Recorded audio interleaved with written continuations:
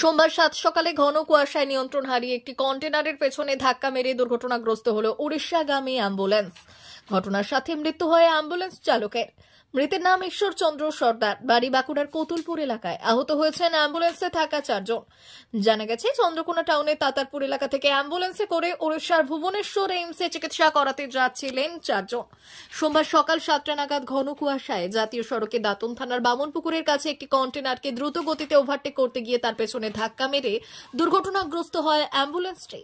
পুলিশের অনুমান, ঘন কুয়াশায় দৃশ্যমানতা কম থাকায় ঘটে এই দুর্ঘটনা। ঘটনাস্থলে মৃত্যু হয় অ্যাম্বুলেন্সের চালকের। আহত 4 জনের নাম প্রিয়ব্রত রায়, সুব্রত রায়, অবিনাশ রায় ও অজয় মণ্ডল। এদের প্রত্যেকের বাড়ি চন্দ্রকোনা টাউনের তাতারপুর এলাকায়। আহতদের প্রথমে উদ্ধার করে দাঁতন গ্রামীণ হাসপাতাল এবং পরে তাদের অবস্থার অবনতি হলে মেদিনীপুর মেডিকেল কলেজ হাসপাতালে স্থানান্তরিত করা হয়। দুর্ঘটনাগ্রস্ত গাড়ি দুটিকে আটক করেছে দাঁতন থানার পুলিশ।